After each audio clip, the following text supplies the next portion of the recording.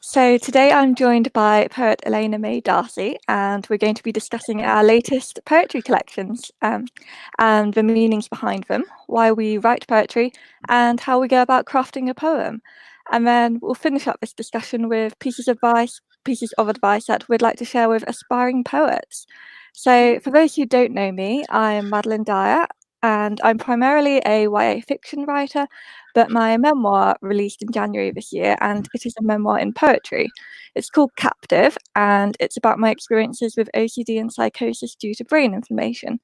It's my first poetry collection. Here it is. Got to find the camera now. I always get the camera wrong when I try and hold things up. That's been me too many times. So yeah, Captive is it's a very personal book, and I never actually intended to write it because it was about my experiences when I was really unwell with brain inflammation. And during that time, I turned to poetry, just for like fragmented therapy writings, really. And I just found the poem was this really apt form for the emotion and frustration that I was trying to convey, especially when during the time that I'm talking about, I'd sort of lost the ability to communicate verbally, and I struggled with sentences. So yeah, like writing poetry just helped me express myself, and it really like made it so I could sort of hold on to my identity as a writer. So yeah, that's a little introduction about me. Elayna, would you like to introduce your latest collection and yourself as well? Yeah. So hello, everyone. I'm Elayna. So my first collection that I did came out in 2018. It's called Unraveling Light. I actually feel very silly because I left it in the other room, so I don't have it that I can show you, but it exists. So yeah, Unraveling Light was that poetry collection that I did. And then I also have just yesterday, I actually launched a Kickstarter campaign for my second collection, which is going to be called Darkness Undone.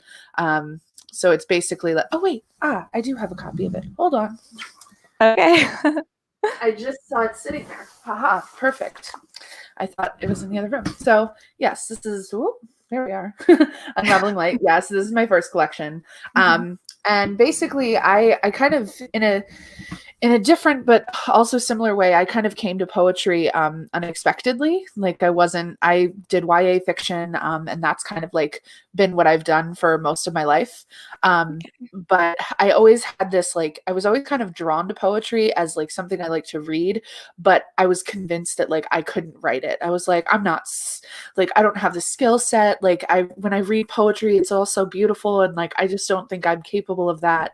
And so I kind of like shut myself out from it for a very long time. But for my 25th birthday, I had a friend of mine who gave me this, got me this journal, and it was like a poetry collection by some local author that they found in their local bookstore. And that poetry collection was like, it was fun to read, but it wasn't so much the collection as the pairing of someone giving me a poetry book with a blank notebook that made me just go, maybe I should just start writing this and stop telling myself that I can't. And so it started out as this thing where I was like, let me do this kind of for myself. And I just had fun with it for years before I was like, hey, maybe I should try to publish some of this. So yeah, poetry for me, I have both like depression and anxiety. So it's kind of very much like poetry helps me work through a lot of that. So yeah, that's kind of a little intro to me. Okay. So would you say that your poetry is very much like autobiographical in that sense? Because I know mine definitely is, whereas it's like complete opposite to my fiction. Yeah, it's mine. It has kind of become a weird hybrid because it started out where it was just stuff that was about me. And what's funny is I didn't even really consider the notion when I first was publishing it of like a memoir in poetry, but that's kind of what Unraveling Light is. Like it's a lot of poetry about my own life and my own experiences. But what's been really fun is it's kind of morphed at this point. And so I'm actually a YA novel that I've been writing for years. I've rewritten it like 3 different times, and I'm actually now working on a rewrite of it as a novel in verse.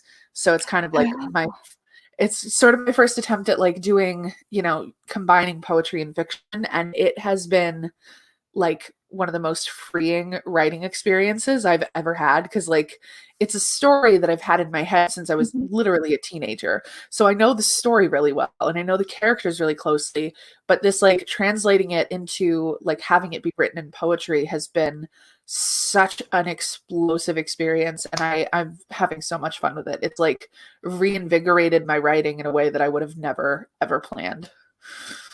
That is so exciting, and yeah, I can imagine just how Yeah. freeing that would be. Like I do love reading novels in verse, but like I've Yeah. always felt a bit intimidated about sort of the idea of trying it myself. And like I'm really new to poetry because like this collection released in January, so I feel a bit like a It's baby so poet, exciting still though. sort of like looking for see what else is out there. But I yeah, feel like like that a lot too, honestly. Even though like I published my first book 2 years ago, I'm still like, oh, I don't have a degree in poetry, and like I've never taken classes in it outside of like learning about it in high school. It's been this thing that I just turn to. Mhm. And I feel like that's a lot of poets that I talk to have that experience where it's like they didn't necessarily get like a major education in it. They just it became something that was like a balm for them, you know? Yeah. Yeah, like when I was at university, I was studying English and I took a few creative writing modules, and I remember that it would get sort of like divided equally between prose and poetry. And whenever it was like the poetry week, I was always like, oh no, I just want to be writing prose. So I almost didn't pay like as much attention to the poetry workshops because I just thought, oh, it would never really apply to me. I'm definitely like a novelist. So I kind of really surprised myself. And I did find that it was like, well, it's kind of fun like looking at it now, but at the time when I was writing this, because like it's all based on therapy writings. So Yeah. I didn't really find it that fun then, because like I was using it sort of like it's the only way that I could sort of process what I was going through and understanding it. So I Yeah. do find that my poetry has like this very specific purpose that is very different to like my fiction. And yeah, I have found that I've now got this influence from my poetry collection into the prose that I'm writing. Yeah. So, because my poetry collection, it's so dark and gritty and raw, and like I find it really hard to read it now because it just like takes me right back there. But I've now Mm. found that the fiction that I'm working on is sort of like dark and lyrical, and it's got a lot of me in it, and it's more autobiographical than any of my other fiction novels. And I Yeah. can really see that it's this like poetry collections of influence on my writing. And yeah, I don't know, I'm finding it a bit hard to explain, but it's really changed sort of like who I am as a writer as well. But it's Yeah. kind of hard to say whether that's the brain inflammation that changed me or whether it's the actual like writing poetry. Because for a long time, I was really worried I wouldn't be able to write prose and fiction again because I was just like so sort of like concentrating on poetry because it was like the one thing that I could still do. And like obviously my brain inflammation has improved now because I can talk like and communicate verbally, so I can Mhm. like write fiction again, but I just find it so interesting, sort of like how these different creative outlets sort of like slot together and work together and how they sort of evolve and change depending on different things that are happening.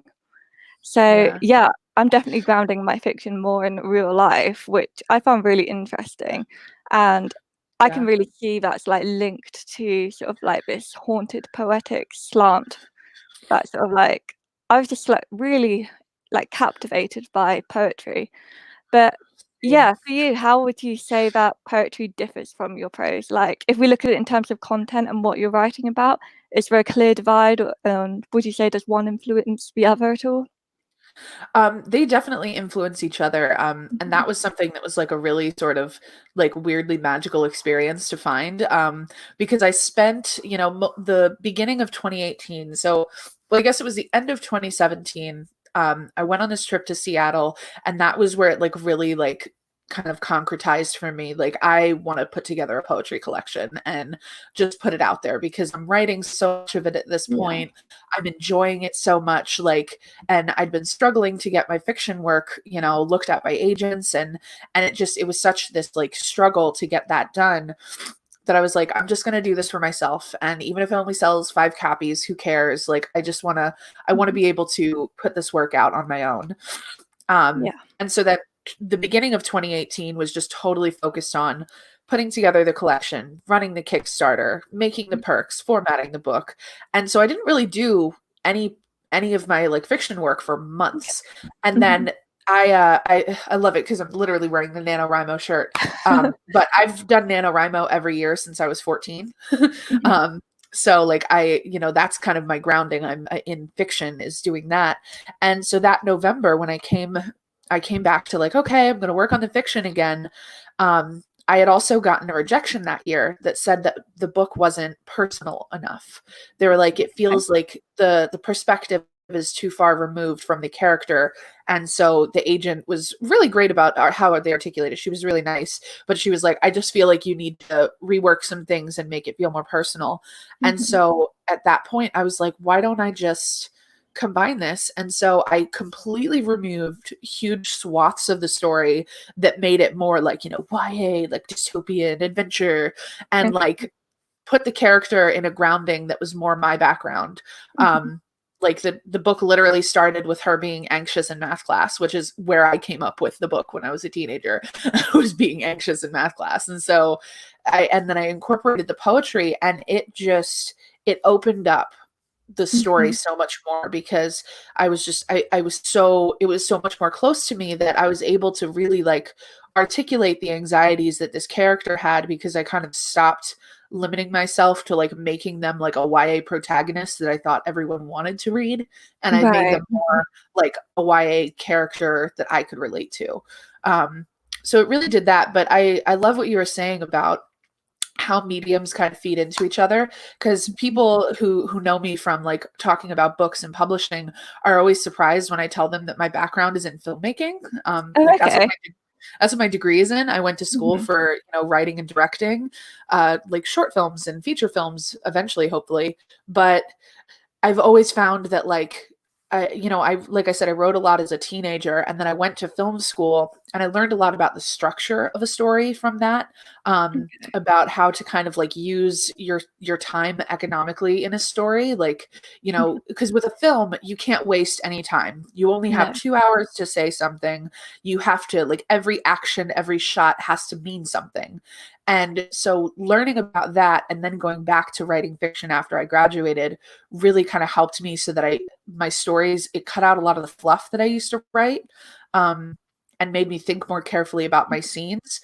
And then, a couple years after that, when I got into poetry, that made me connect more with like the personal side of things. So it's like now it's like my fiction is always kind of like this Frankenstein of like my background in film, my background in poetry, and translating into I want to make it a YA story. So I really love like hearing other authors' experiences too about how like different mediums impact their storytelling. Because that's like something Mhm. that's been a huge thing for me. Yeah, like it definitely is interesting because like I have like I've done a course in screenwriting before, and I've sort of like done script analyses, Yeah. and I know that now when I sort of like plot out my YA books, like the one that I'm working on at the moment, which is due to my agent next month, and I'm trying to pretend that I haven't got this deadline looming over me, but I have been using sort of like traditional screenwriting techniques in plotting that out. Yeah. And yeah, that just surprised me because I've got like sort of like this screenwriting like, sort of like intruding on like this novel, but then it's Yeah. also a novel that is like very sort of personal to me, and it's got sort of the same sort of like darkness and like poetic hauntings that are in my Yeah. poetry collection. So that kind of feels like a huge like amalgamation of pretty much everything that I've written so far. But yeah, it's interesting what you were saying about sort of like poetry being sort of like more personal for you, because I Yeah. found it to be the opposite for me. So I found that Oh, poetry sort of like allows me to sort of have this distance between like the feelings I'm writing about that are really oh wow. personal, but it That's sort of provides sort of this removal for me, so then I can write about it in a way that I don't know. I don't want to say it's like less personal, but I find hmm. it a lot easier to write about sort of darkness in poetic form rather than in prose. Yeah, So I definitely feel that too because a lot of my poems, like, there's, there's this gif, it's a moment in one of the Harry Potter movies where Ron says, "You're gonna suffer, but you're gonna be happy about it," and I feel like that sums yeah. up like everything that I write, like, because like I said, a lot of my stuff is about, overcoming depression. And like, I've dealt with a lot of like really, and I dig into this a lot in Unraveling Light. But I lost like both of my parents before I was 18, and have Oh, since lost sorry. other grandparents and stuff. So I've been through a Mhm, lot of like personal loss in my life, and the poetry mhm, has helped me to connect with that in such an interesting way, where like I feel almost sometimes like when I'm writing, especially about those darker moments, and I don't know if you can relate to this, where yeah, it is mhm. that kind of like I get myself out of the way when I'm writing that Okay. darker stuff. Um, and I'm able to just kind of like let myself feel whatever it is that I actually feel. And sometimes I'll look back and go like, oh my gosh, that's like I didn't realize I was feeling this that deeply. Um, Yeah. but for me, it's kind of like it's a serious catharsis afterwards, Mhm. um, to kind of look back at it. And I don't do it all the time with some of the darker pieces. Um, but then, kind of on the flip side of that, a lot of my poetry is just like kind of obnoxiously hopeful. Like I love. Like I'm just a very hopeful person in general for how depressed I Mhm, typically am. It's a very strange like dichotomy that I have working in my brain. mhm. Um, where like I even had someone who read the manuscript of Unraveling Light, the very first earliest iteration of it, was very like, I don't think anyone's going to read this. It's really juvenile and hopeful. And this was a person who was kind of like more on the cynical side. Okay. And so they were just like, I don't think anyone's going to enjoy this or like this. And then one of the biggest pieces of feedback that I got from people who read it were like, I don't even typically like poetry, but I felt really hopeful reading this and I loved that about it. And I was like, oh, okay. So, you got to kind of, poetry, I think, helps us like lean into the parts of ourselves that we're afraid of. And I really Yeah. like that about it. Yeah, that's a great way of putting it actually, because I found that poetry is a lot about sort of like processing things and understanding things more. But I've also Yeah. found that when you're writing about sort of like these really dark events and like dark experiences and like very difficult times, that in Yeah. sort of like putting it into poetry form, it is very empowering because you're claiming it Yeah. as your own and you're saying that, yeah, I felt all these things and I did feel them. It's not like you don't really hide from it in poetry. You embrace Yeah. everything that you're feeling. And I just find that so empowering. Yeah. But yeah, when I was writing Captive, because like I've got poetry, I've got a few sequences in this book that like pretty much Mhm. recount directly the psychoses that I experienced. Oh, And wow. to me now, I have no memory of having experienced that. But because Oh, I was wow. like writing these therapy poems at the time, I've got sort of like this sort of like diary in poetry basically about all these Yeah. psychoses. So like looking at my psychosis episodes through the poetry, I just find it really fascinating but also so scary because it's like I can sort of like sense how dark it was and how Yeah. scared I was like all the time. And it's just so weird now because I have no memory of that due to like the trauma of the brain inflammation. So yeah, I just Wow. find it really, really interesting. So yeah, because do you still write, YA fiction then, or are you sort of, like, Oh, more yeah. focused on poetry now? Okay, so Yeah, I what definitely makes still do. okay, so, yeah, what makes you decide whether you'll be exploring sort of like a new idea in prose or poetry? Like, do you decide early on which form it's gonna take, or do you sort of, like, experiment in both and see which one speaks to you more? I experiment sometimes. I actually started, so I've been so focused on the same like YA trilogy for so much of my life that like I think that I got a little scared to kind of venture out of that and tell other stories. Like I have this whole like folder on my computer called the shelf, and it's got all of these ideas that like I want to write eventually and I just haven't touched yet. But last November for Nano, I decided to kind of like put that, so I call it my Alteria trilogy. I decided to kind of put that aside for a minute. It was like, Mhm. let me chase this other idea that's been bugging me all year. And it was this really like fun, like YA space fantasy adventure where it's like Okay. these two young princesses who have this like magical ability end up going on this space quest to save their banished sister. And it was like totally different from what I normally do. Even though space fantasy is kind of like the realm that I stay in, it was a very different kind of book. Okay. And it was also featured a lot of my stories, because I'm a queer author, and so a lot of my stories are like, you know, just make it gay. I constantly have those queer characters in there because I want to see better representation. And so this particular book I was working on, it was definitely, I would say Alteria is more of like a personal story that has like queer characters and elements, but this other book was kind of like, it was definitely a queer YA love story that has these other things playing for it, but the focus was this, you know, romance.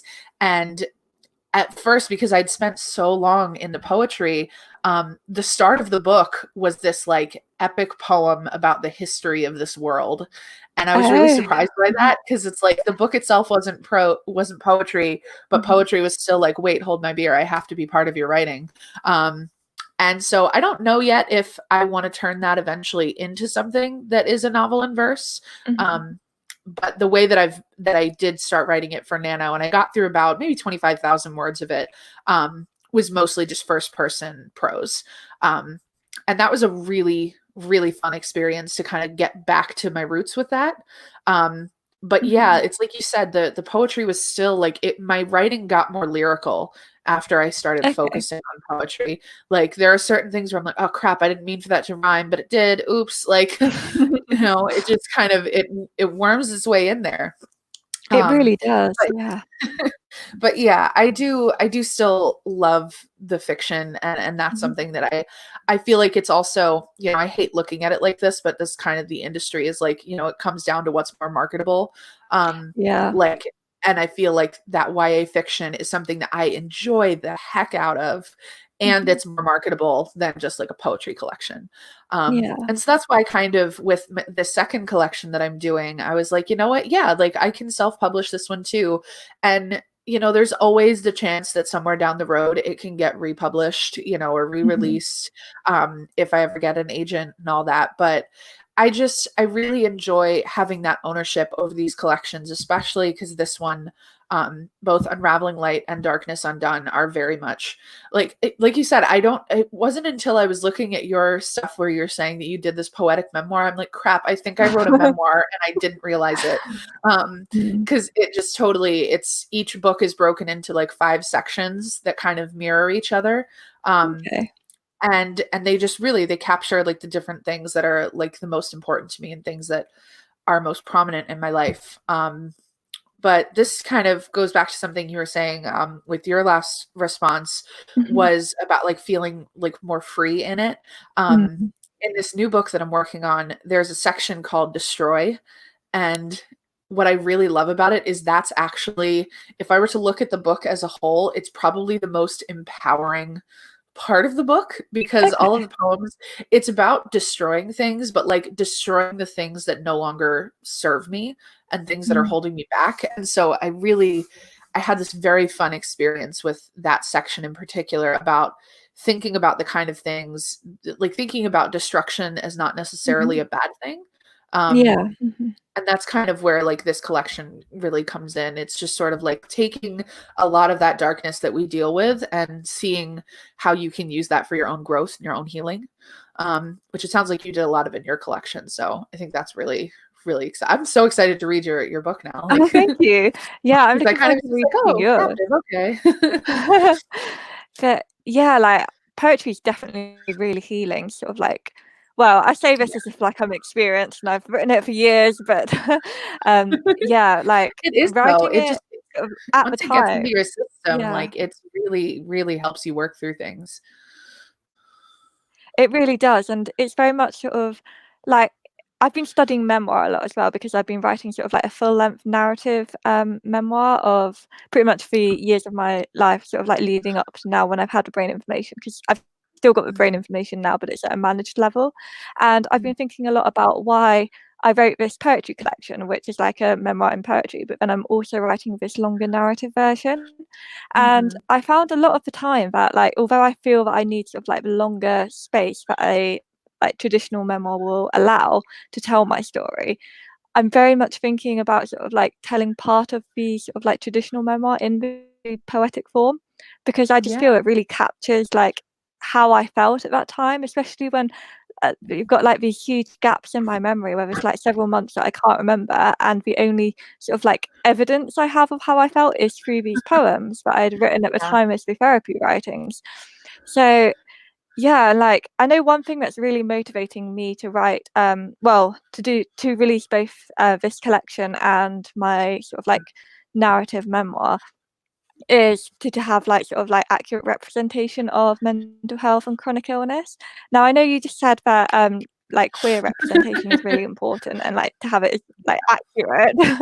Would you say Exactly. that your poetry also sort of like looks at sort of like queer representation too? Yeah, the poetry, I've kind of only just begun to really explore that. But yeah, there was a couple pieces in Unraveling Light where I sort of unpacked the experience of coming out as bi when I was in my early 20s. And then this is something where like I don't talk about it a lot because it's been a more recent like self-exploration and realization. But a few months ago, I also came out as non-binary and I go by both she and they pronouns. And the poetry has been like the safest place for me to explore that part of my identity. Okay. And there is actually a poem in the new collection that's about that. And it's a really short one, but it was one of the most cathartic pieces that I wrote because it was just like, okay, like this is who I am. If anybody has questions, I'm just going to direct them to this because it says it better than I could in like a regular conversation. It just articulates Yeah. like this is that identity. And it was really like me coming to that conclusion was actually largely a friend of mine who I read a book that they were working on that has a non-binary protagonist. And as I was reading it, I was like, I relate to this way more than I thought I was going to. And I was like, oh, this is what that feels like. And just that cathartic experience of seeing, someone that represents what I feel like, it was just really, really huge. And I very much feel that too with like when it comes to representation, like writing about how anxiety and depression feel. Yeah. Because I mean, obviously they're very dark things to experience, but I feel like they're so stigmatized. Like Yeah. that, there's a lot of stories about like someone who suffers depression and ends up, dying by suicide. But there's not a lot of stories of like this is a person going through this and they were given enough hope to believe that they could continue. And that's something that is really important to me because it's like, obviously every person's struggles are very different because our experiences are also different. But I want people to realize that you can have these mental health conditions and still be here, like I think Yeah. that that's really important for people to see. So that's something that's really important both in my poetry and my fiction. And it's been really, really I don't know if fun is the right word, but I guess freeing to explore Yeah. that in the fictional book that I'm working on because a lot of these things that always felt way too personal for me to say out loud, I can put into my character. And it gives me that like 1 degree of removal to be like, okay, I can put this out there so that people know that they're not crazy for feeling like this. Mm. But I also don't have to deal as much with the intense vulnerability of like, I'm saying this is about me. Yeah. So that's a really cool experience to kind of to go through. Yeah, like I definitely agree. Sort of like there is a lot of stigma around mental health, and we sort of like we need more people to write about mental health in sort of a more positive way, and like not sort of like glossing over it because we do need to show sort of like the reality of what it is like to have it, so that others reading it feel less alone. Because like I just want to sort of like raise awareness with my poetry collection Captive for sort of like what it does feel like, and I just think it's really important and we need to be talking about this publicly a lot more, because if you don't talk about it in public it becomes even Yeah. more sort of like something that people are afraid to talk about, and then that's only going to contribute more towards the stigma. So Yeah. yeah, so like we both write really sort of meaningful poetry and well YA fiction too then. So how do you go about crafting a poem then, sort of if you've got sort of this really important message that you want to convey? Like, do you just sit down and write straight away? Can it be done at any time, or is it very specific to a moment or a feeling?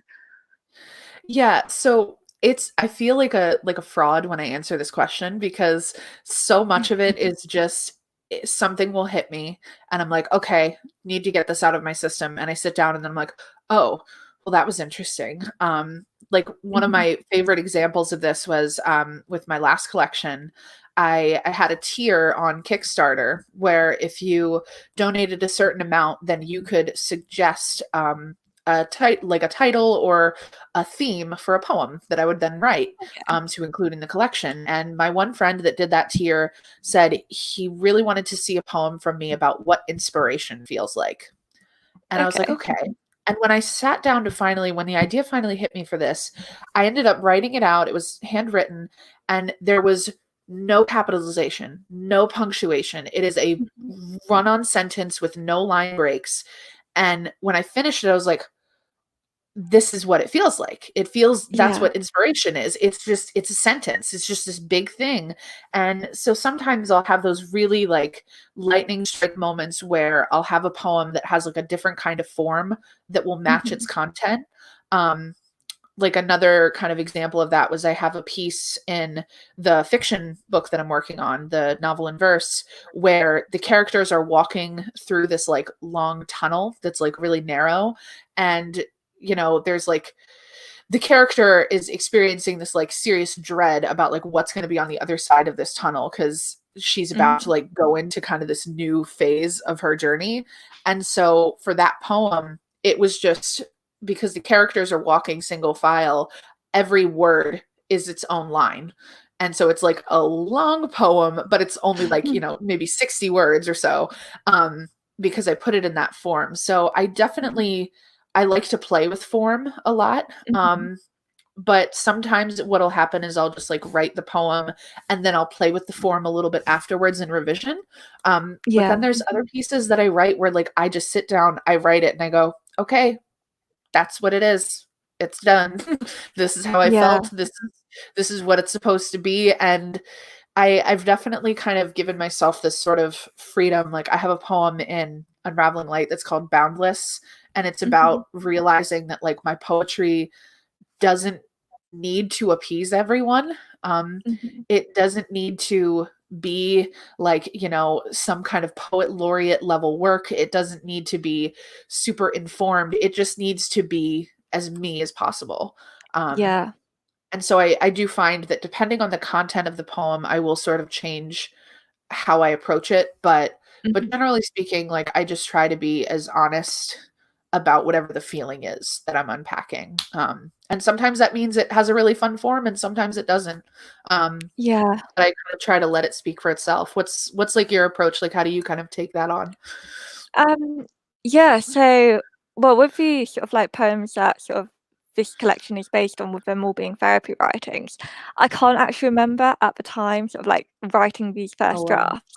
So like, well, I've got like this vague memory where I was just like on my phone sort of like playing with like this sort of like particular image that I had, and I was just like writing it in a very sort of fragmented way and just like trying to sort of connect multiple images that way.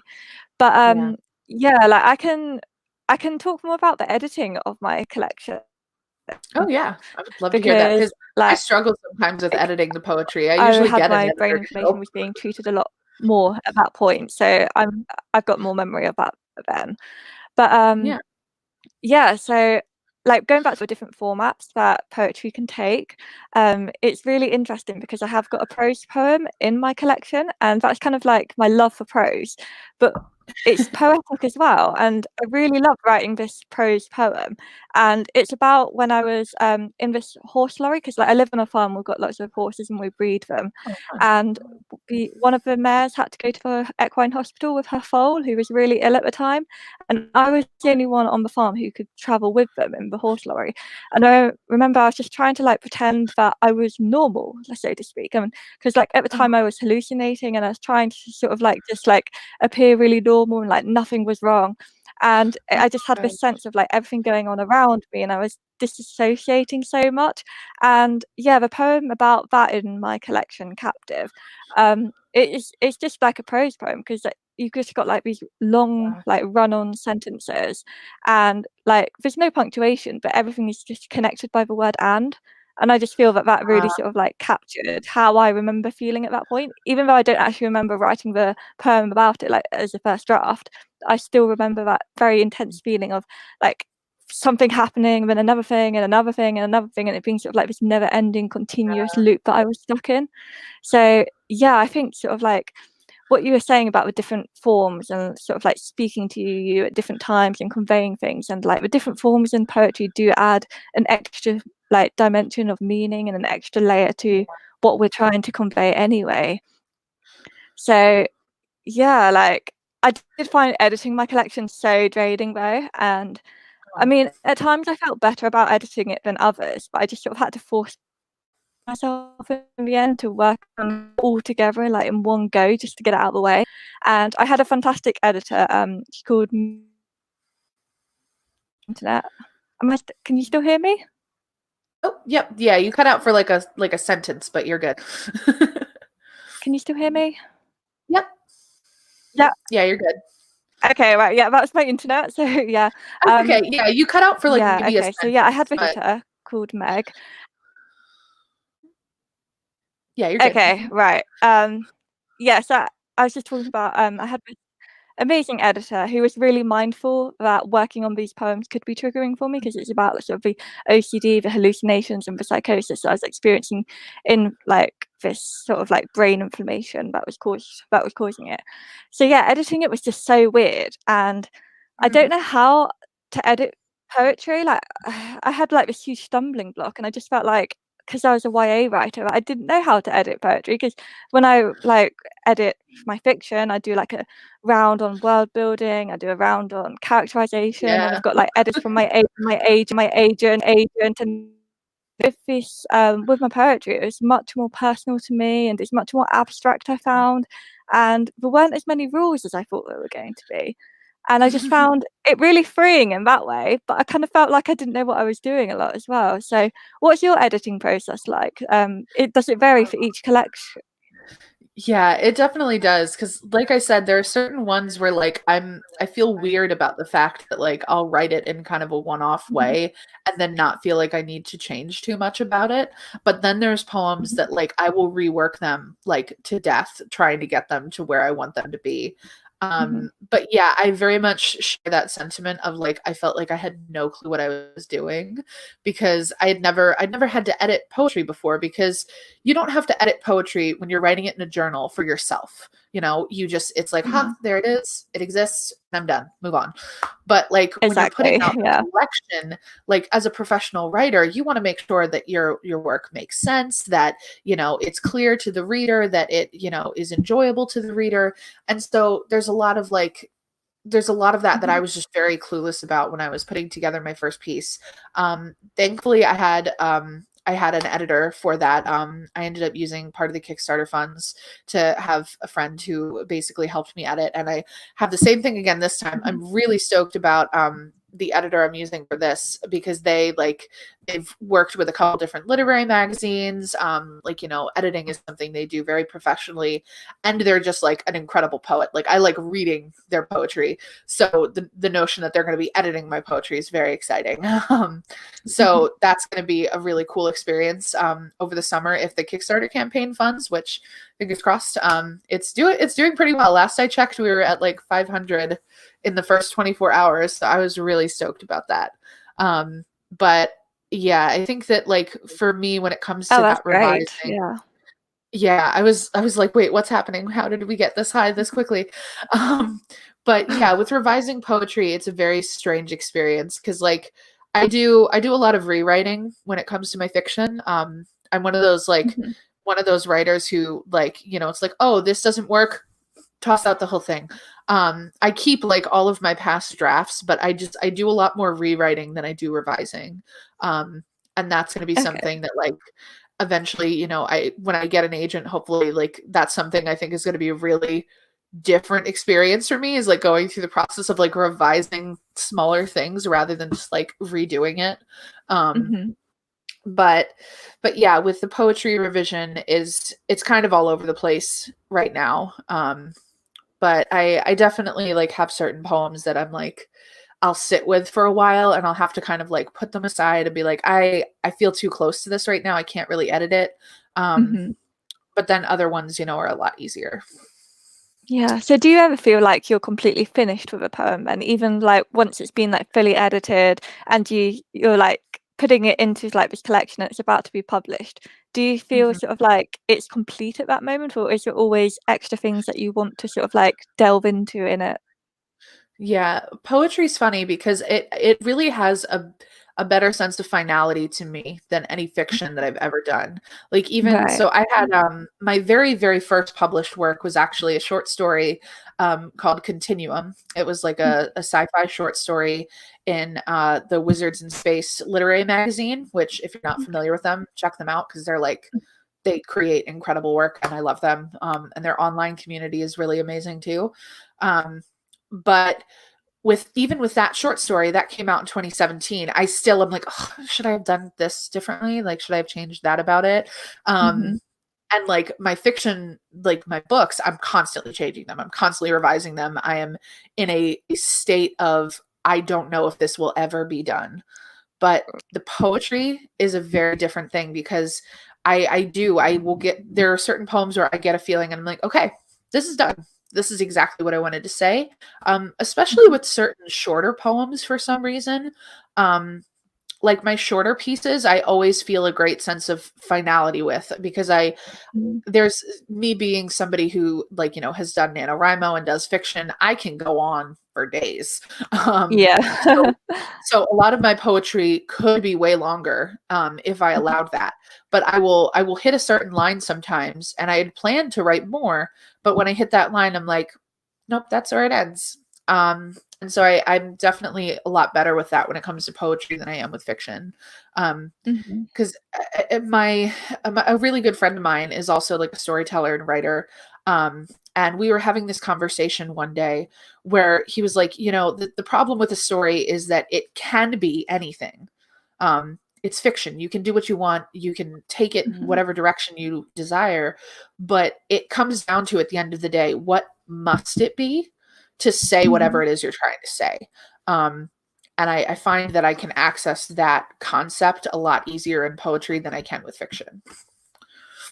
Yeah, that's super interesting. Like, I'm definitely the same, that when I'm sort of working on fiction, I feel like I could go on and on. I could like add in extra things. I could bring in new themes like more prominently. Whereas with the poetry, it does sort of like feel more final. Once I've reached like a draft that I'm happy with, I know that it's doing its purpose and it's doing what I want it to do. So yeah, I know with the manuscript that I'm working on at the moment, I've completely, well, it's a fiction manuscript. I completely changed it so much, and I've sent it to my agent next month, and then she's going to sort of like provide me with the developmental edit letter. And well, with the last book that we edited that way, she like provided me with a list of like different things that she said needed more development, and I did all of those in the edits, but then I did several more as well, and I just kept like delving in and finding new stuff, and the more I worked on it, the more things I found I wanted to change. So yeah, when I was editing my poetry, it was kind of like a bit of a welcome relief, really, that I just felt like I kind of felt happy with it, whereas like I don't get sort of that same sense of like this is done with the fiction. So yeah, and I was reading a lot of poetry as well at the time when I was editing, and I think that really helped me as well. And yeah, for like any aspiring poets who I talk to, because yeah, they keep emailing me wanting advice now I've got this poetry collection out, and I still don't feel sort of like in a position to give much advice. But yeah, I always recommend just like reading. So yeah, I highly recommend Caroline Duffy, Sheenagh, Pugh, Julia Deakin, and Meg Eden. Meg was actually my editor for my collection, and she's just had this new poetry collection published. It's called Drowning in the Floating World, so I'll do a little shout out for her. That's But a yeah, nice she's just title. amazing. I have a thing for titles. It is. That's really good. Yeah, me too. Like, it's such a good book as well. And yeah, I found that sort of the most valuable thing in helping me sort of like learn how to edit was reading others' poetry, especially if I was reading it in like a really analytical way and thinking about why it Yeah. speaks to me, and then I sort of like delve in deep to my favorite poems and work out why something is working for me. And I think just sort of like the more you think about someone else's poetry, the more like you understand why you're writing your own, and you understand then more about how to edit. So That's so yeah, what advice would you give for like aspiring poets who want to know like how to improve their craft? Yeah, well that's I mean that's definitely a piece of it is reading other poets' work. I know for me like my number one like all-time favorite writer of anything ever is Madeline Dyer. A Wrinkle in Time, like I literally I don't know if you can see it. That's my Wrinkle in Time movie poster right above my head. Oh yeah. But it's my favorite book. And I was really excited because I got into that book and then I found out after the fact that she had like several poetry collections. Like she has a ton of poetry that she's published. And so I was like, give me, like I want it. And I really dug into her poetry and her writing a lot of it. I'm just like, it's not that I want to say the same things that she's saying, but I want to say things in the same way that she's saying them. And another poet that I feel that intensely with, she's probably my favorite poet, is Nikita Gill. I think that she's just like a genius. She's brilliant. She has collections. Your Soul is a River is my favorite one. But she also has done a couple of those collections. She's one called Fierce Fairy Tales and Great Goddesses, where she basically does retellings of Greek myths and fairy tales, but with a very like feminist twist that it's kind of similar to what actually Christina, who was on one of your recent things, those like retellings of fairy tales but for a new generation. I love stuff like that. But yeah, when it comes to advice for aspiring poets, I would say just to very much not be afraid. Because like I said, I didn't write for so long because I was convinced I was not going to be, that I wasn't qualified enough. And you don't, I think that what's weird about poetry is that like you have, you know, people who study it for years and who are absolute geniuses with the work, and it can be really intimidating because like, you know, especially, you know, in high school, like you're reading all this like old poetry and you assume that like you have to be this intense academic to be able to write a poem or to connect the feeling of it. But as recent as yesterday, so I actually work with an organization in Philadelphia called Blue Stoop, and we just like we put on readings, we run classes for writers. We're just like, you know, a community organization, and we do these things called Wednesdays on the Stoop, where we just like have like an hour-long like live stream where we either like read a piece and discuss it, or we, you know, write poems and chat with each other. But yesterday the theme was reality TV poetry. Oh, And okay. I was like, what is that? What does that even mean? And I was so excited about it to hop on because it was run by Maya and another local poet, Amanda. And they really just talked about the accessibility of poetry, and how everyone is so afraid to go near it because they think it's this lofty, like academic thing that you can't be a part of, but you absolutely can. And so we were sitting there like writing, like I wrote a poem called Ode to Queer Eye, like the Netflix show, and about how like a show like that, like a reality TV show, like made me feel really seen. And someone else wrote a piece about how religion is dealt with on America's Next Top Model. Like, Oh, you know, okay. so it was really digging into that kind of thing where poetry is more accessible than people think. And so I just tell aspiring poets, like, whatever it is that you are most scared of and that you think that people won't want, do it anyway, because if you want to do it, that means that there's value to it. Yeah. I think that what's cool about poetry is seeing how wildly different everyone's styles are. Some people are really lyrical, some people are bombastic, some people are really quiet. And those different poems all have a space that they belong in and people that will want to read those poems. But they won't read them if you don't write them. So Yeah. I really think that that's like the biggest thing, is just don't be afraid of it. Yeah, like definitely. And I think also sort of like building on that too, like if you're writing poetry just for yourself, then like it doesn't mean that you've got to share it with other people either, because I know when I was writing mine as like therapy writing was, well, that was how it began. It was just this really safe place for me to sort of like explore my feelings. And I think that sometimes people worry about sort of the notion that if they are then writing poetry, that other people are then going to be entitled to read it. And I think it's important just to like emphasize that that's not always the case. Like it's up to you as like the writer of a piece whether you share it or not, because poetry can be, it can have so many different purposes, because like you can write poetry to share with other people, but you can also write poetry purely for yourself that no one else will ever see. So yeah, just like sort of thinking about what your motivation is behind writing it, I think is quite important too. Exactly. So yeah. Because I have certain pieces where I'm like, no one is ever going to read this. I don't want them to. It's not for them. It's for me. But then I have Yeah. pieces where I'm like, I can't wait to go to Instagram and share this, So it's like, there's going to be, I think that's the other piece of advice I would include, is just not feeling like you have to do it a certain way. Just let Yeah. it exist. Just let it be what it needs to be. Because like I said, I have some poems that I don't ever want anyone to look at, even my closest friends. And then I have poems that I can't wait to put in a new collection.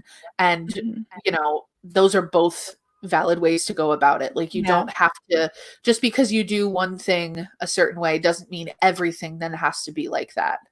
And Exactly.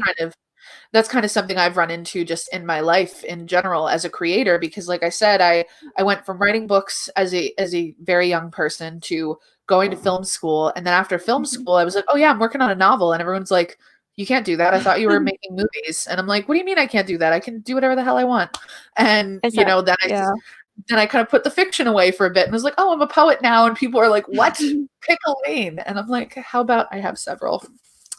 Yeah. Like it's so personal, like anything sort of creative is really personal, and you can't really sort of like be told how to do it. You've got to do it in the way that suits you at that time. And yeah, I like to think that sort of like there are no rules about it, and if you want to write something just for yourself, then you should write something just for yourself. Yeah. So yeah, anyway, we're coming up to the end of the time now, but this has been a Yeah. really great conversation. Yeah. This And is like so fun. yeah, it's just so fascinating and informative, I find, speaking to other writers. And I yeah, agree. finding someone else who writes YA fiction and poetry is great. And yeah, There I like I can't feel wait like to chat with you more about this. there's a lot more of us than I think we all realize. Because another Uh, person I okay. recently, I'm gonna totally plug her. She's great. Raquel Vasquez Gilliland. She has a book coming out in I think August. It's called Sia Martinez and the Moonlit Beginning of Everything, which is just what a title, right? But like, she also Okay. does poetry, and like I've read some of her poetry That is so pieces online. evocative.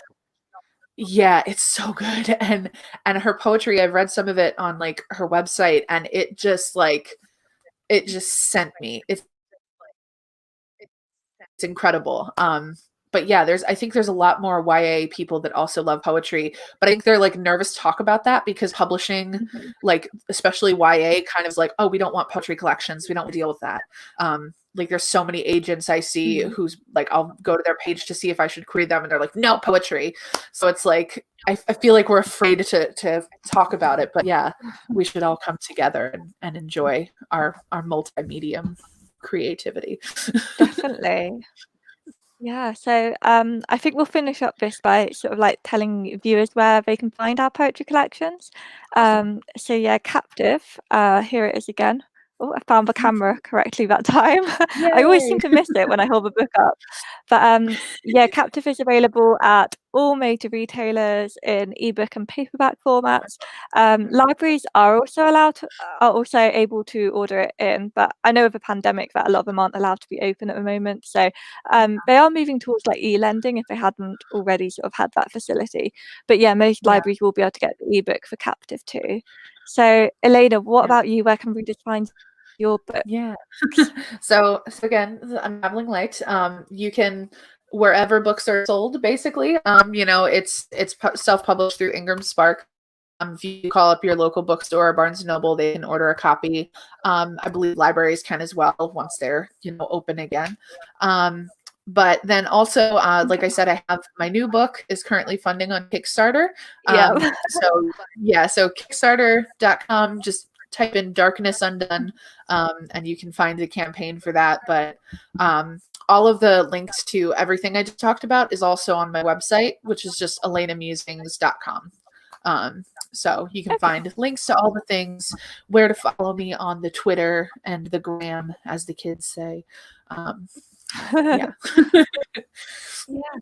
Well, yeah, thank you so much for having me. joining me today. Wonderful. Yeah, it's been a really great enjoyed it. conversation. Mhm. Yeah. And like if you're watching this and have any questions about anything that Elayna or I have said, then just pop it in a comment and we'll get back to you when we can. And I'll also see if I can add a list of all the titles we've been recommending to the description of this video, because I think that would be quite helpful as well. So yeah, if Definitely. you just like I know email I'm me a list of the ones that you you mentioned. yeah. There's a Okay. couple where I'm just like, oh, I really want to share these with people. People should read them. Yeah. All right. Well, thank you. So yeah, thank you. Yeah. Bye. Take care.